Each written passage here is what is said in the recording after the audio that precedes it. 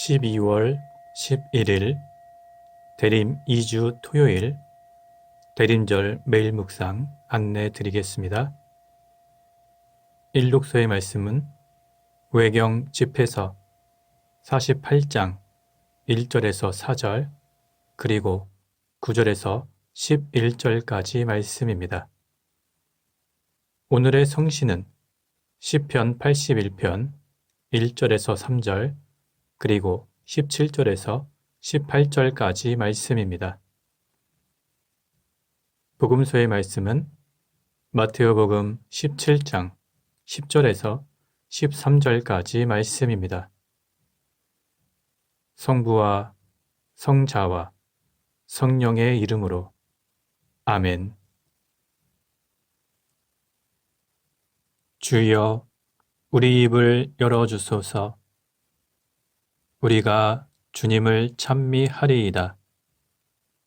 하느님, 우리를 어서 구원하소서. 주여, 우리를 빨리 도와주소서. 영광이 성부와 성자와 성령께 처음과 같이 지금도 그리고 영원히 아멘. 기도합시다. 자비로우신 하느님, 세례자 요한을 보내시어 회개를 선포하며 구원의 길을 예비하게 하셨나이다. 구하오니 우리로 하여금 죄악과 불의를 물리치고 다시 오실 주 예수 그리스도를 기쁨으로 맞이하게 하소서. 성부와 성령과 함께 한 분 하느님이신 우리 주 예수 그리스도 이름으로 기도하나이다. 아멘. 일독서의 말씀은 외경 집회서 48장 1절에서 4절 그리고 9절에서 11절까지 말씀입니다. 그때 예언자 엘리야가 불과 같이 일어났으니 그의 말은 횃불처럼 타올랐다. 그는 백성들을 징벌하려는 열정에서 기근의 벌을 내리게 하여 많은 사람을 굶어 죽게 하였다. 주님의 말씀을 받들어 하늘의 문을 닫고 3번이나 불을 내렸다. 엘리야, 신기한 일을 많이 보인 당신의 큰 영광이여. 누가 당신의 자랑스러움과 견줄 수 있으리이까? 당신은 불마차를 타고 불 소용돌이 속 하늘로 올라갔습니다. 당신이 심판날에 와서 하나님의 분노가 터지기 전에 그 분노의 불을 끄고 아비들의 마음을 자식에게로 돌리며 야곱의 지파들을 재건하리라고 기록되어 있습니다. 당신을 본 사람들은 얼마나 행복하며 당신과 사랑으로 맺어진 사람들은 얼마나 행복합니까? 우리 또한 생명을 얻을 것입니다. 주님의 말씀입니다. 하나님께 감사합니다. 오늘의 성시는 시편 80편 1절에서 3절 그리고 17절에서 18절까지 말씀입니다. 이스라엘의 목자여, 요셉 가문을 양떼처럼 인도하시는 이여, 귀를 기울이소서. 거룩 위에 자정하신 분이여, 에브라임과 베냐민, 므낫세 가문 앞에 햇빛처럼 나타나소서. 힘을 떨치고 오시어 우리를 도와주소서. 만군의 하느님, 우리를 다시 일으키소서. 당신의 밝은 얼굴 보여주시면 우리가 살아나리이다. 당신 오른편에 계시는 분, 몸소 굳건히 세워주신 그분을 붙들어 주소서. 다시는 당신을 떠나지 않으리니 우리를 살려주소서. 당신의 이름을 불러 예배하리이다. 영광이 성부와 성자와 성령께 처음과 같이 지금도 그리고 영원히 아멘. 복음서의 말씀은 마테오복음 17장 10절에서 13절까지 말씀입니다. 그때 제자들이 율법 학자들은 엘리야가 먼저 와야 한다고 하는데 어떻게 된 일입니까? 하고 물었다. 예수께서는 과연 엘리야가 와서 모든 준비를 갖추어 놓을 것이다. 그런데 실상 엘리야는 벌써 왔다. 그러나 사람들이 그를 알아보지 못하고 제멋대로 다루었다. 사람의 아들도 이와 같이 그들에게 고난을 받을 것이다. 하고 대답하셨다. 그제야 비로소 제자들은 이것이 세례자 요한을 두고 하신 말씀인 줄을 깨달았다. 주님의 말씀입니다. 하나님께 감사합니다. 잠시 침묵으로 말씀 묵상하도록 하겠습니다.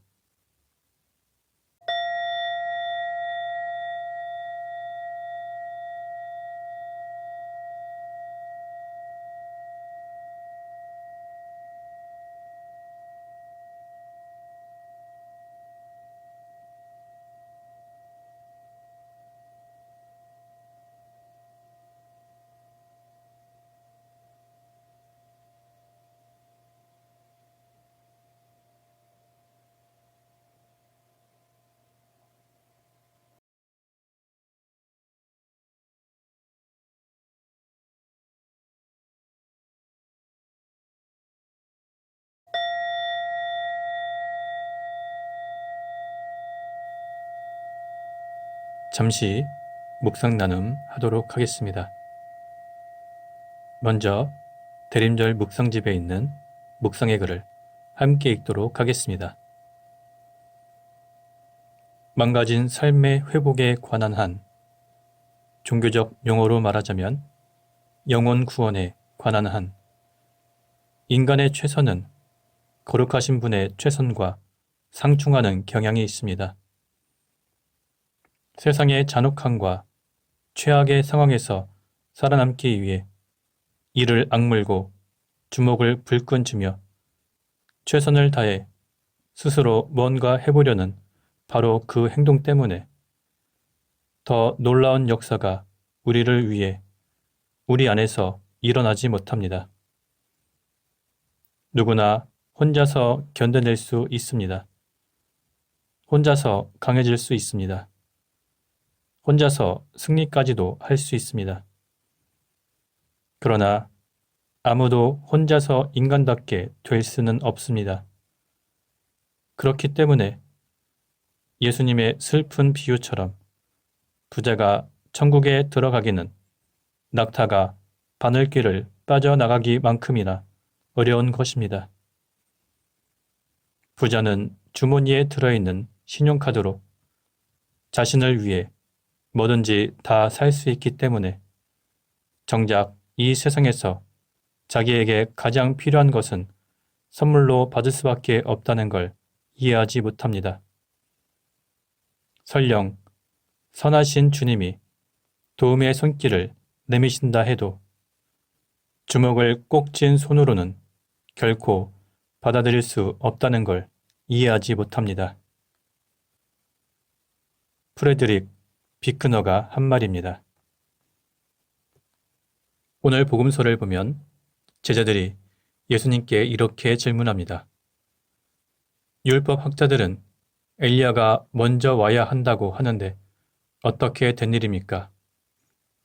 이것은 당시 이스라엘의 율법 학자들이 가르친 내용을 반영하고 있습니다. 율법 학자들은 메시아가 오시기 전에 반드시 엘리야가 먼저 와서 이스라엘을 회복시키실 것이라고 주장했습니다. 그 말씀의 근거는 말라기 4장이 있습니다. 이러한 질문에 예수님께서는 과연 엘리야가 와서 모든 준비를 갖추어 놓을 것이다.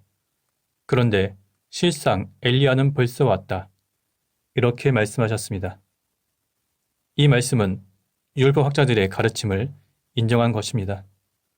그러나 동시에 율법학자들이 말하는 엘리야는 실제 엘리야의 육체적인 부활이 아니라 엘리야의 정신과 사명을 의미합니다. 예수님께서는 세례자 요한을 가리켜 그가 바로 엘리야라고 말씀하신 것입니다. 다시 말하면 세례자 요한이 바로 영적인 엘리야라는 뜻입니다. 이를 통해서 구약의 예언이 성취되었습니다. 그러나 말씀대로 엘리야가 왔고 메시아가 왔지만 사람들은 제대로 알아보지도 못하고 받아들이려 하지도 않았습니다. 그래서 엘리야인 세례자 요한과 메시아인 예수님이 사람들의 손에 의해 고난을 받고 죽임을 당하게 되었습니다. 오늘 말씀을 묵상하며 우리는 영적인 눈을 뜨고 영적인 귀를 열어서 예수님의 재림을 준비하고 마지막 날 이 땅 가운데 하나님의 나라가 임할 때 우리는 그 안에서 주님과 함께 영원한 생명을 누려야 할 것입니다. 성부와 성자와 성령 이름으로 말씀드렸습니다. 아멘. 사도신경으로 우리의 신앙을 고백합시다. 나는 믿나이다. 전능하신 하나님 아버지, 하늘과 땅의 창조주를 믿나이다. 하나님의 외아들, 우리 주 예수 그리스도, 성령으로 동정녀 마리아에게 잉태되어 나시고 본티오 빌라도 치하에서 고난을 받으시고 십자가에 못 박혀 죽으시고 묻히셨으며 죽음의 세계에 내려가시어 사흘 만에 죽은 자들 가운데서 부활하시고 하늘에 올라 전능하신 하느님 오른편에 앉아 계시며 산이와 죽은 이를 심판하러 다시 오시리라 믿나이다. 성령을 믿으며 거룩한 공교회와 모든 성도의 상통을 믿으며 죄의 용서와 몸의 부활을 믿으며 영원한 생명을 믿나이다. 아멘. 주님께서 이제 여기에 우리와 함께 하소서. 주님께서 가르치신 대로 기도합시다. 하늘에 계신 우리 아버지, 온 세상이 아버지를 하나님으로 받들게 하시며 아버지의 나라가 오게 하시며 아버지의 뜻이 하늘에서와 같이 땅에서도 이루어지게 하소서. 오늘 우리에게 필요한 양식을 주시고 우리가 우리에게 잘못한 일을 용서하듯이 우리의 잘못을 용서하시고 우리를 유혹에 빠지지 않게 하시고 악에서 구하소서. 나라와 건세와 영광이 영원토록 아버지의 것이옵니다. 아멘. 마침 기도입니다. 전능하신 하느님, 이 시간 우리에게 은혜를 베푸시어 한 마음으로 기도하게 하시고 두세 사람이라도 내 이름으로 모여 기도하는 곳에 나도 그들과 함께 있겠다고 예수 그리스도를 통하여 약속하셨나이다. 비오니 우리 기도를 들으시고 가장 유익한 대로 채워주시며 이 세상에서 당신의 진리를 깨닫고 영원한 생명을 얻게 하소서. 아멘. 주님을 찬미합시다. 하나님 감사합니다.